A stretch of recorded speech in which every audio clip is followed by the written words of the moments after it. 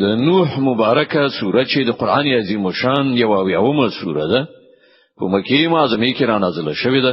اتویش مبارک آیاتونه لري. تلاوت او پښتو ترجمه یې لومړی آیت څخه اوري. اعوذ بالله من الشیطان الرجیم. پناه وړم الله تعالی شړل شوی شیطان څخه. بسم الله الرحمن الرحیم. د الله په نوم چې ډیر زیات مهربان پورا رحم لرونکی دی. إنا أرسلنا نوحا إلى قومه أن أنذر قومك من قبل أن يأتيهم عذاب أليم. مونږ نوح د هغه قوم ته ولېږل دې هدایت سره چې د خپل قوم وګړو ته د اختیار ورکړه مخکې له هغه نه چې پر هغه باندې یو دردناک عذاب راشي.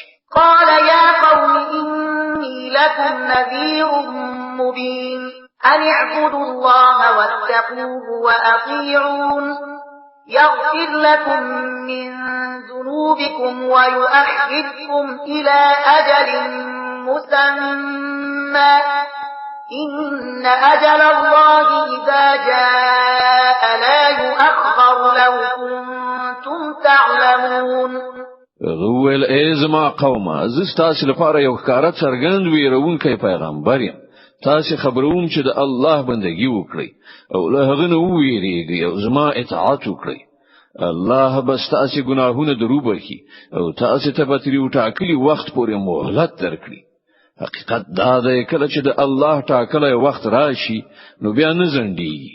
کاشکې تاسو ته د دې معلومات وای. قال رب إني دعوت قومي ليلا ونهارا فلم يزدهم دعائي إلا فرارا. نوح عرضو کړه زما پروردگار ما خپل قوم ته شپه او ورځ دعوت ورکړ او زما بلنې د حق څخه د حقوق تیښته لا زیاته کړه. وإني كلما دعوتهم لتغفر لهم جعلوا أصابعهم في آذانهم واستغشوا ثيابهم وأصروا واستكبروا استكبارا.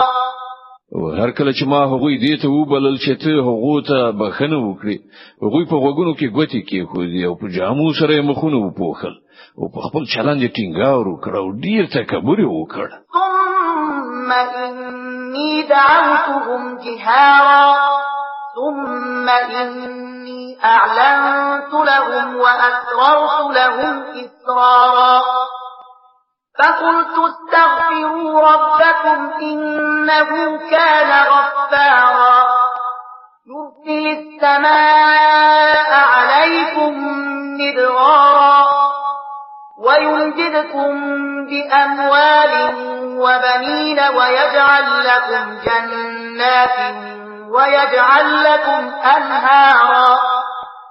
بیا ما هغه ته په لوړه غږ بلنه ورکړه. بیا ما په ښکارا هم هغه ته تبلیغ وکړ او په پټه پټه مې هم وپوهول. ما وویل خپل پروردگار نه بخښنه وغواړي. بشکه چې هغه خورا ډیر بخښونکی دی. هغه به پر تاسو له اسمانه خو ورختونه وکړي. تاسو ته به مالونه او اولادونه در په برخه کړي. تاسو لپاره به باغونه پیدا کړي او تاسو لپاره به ویالي وبهوي.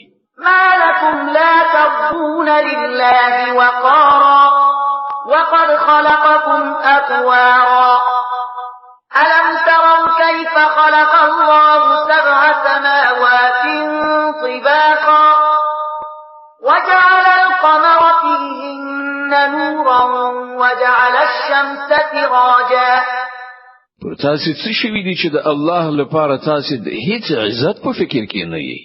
په داسې حال کې چې هغه تاسو ډول ډول پیدا کړی.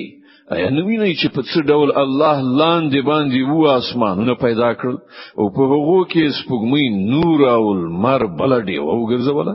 والله أنبتكم من الأرض نباتا ثم يعيدكم فيها ويخرجكم إخراجا. او الله تاسو لزمکې نه په عجیبه ډول را پیدا کړی. بیا به هغه تاسو هم دې زمکې ته بیرته راولي او لدینه به مناڅه پر او باسي.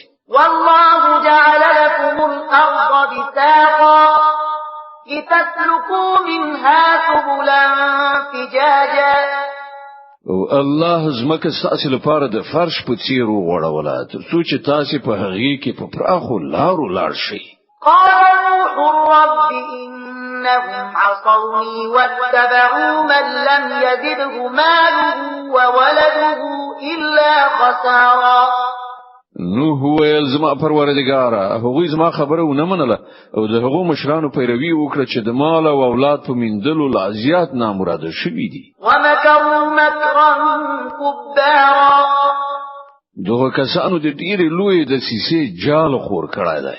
وقالوا لا تذرن آلهتكم ولا تذرن ودا ولا سواعا ولا يغوث ويعوق ونسرا.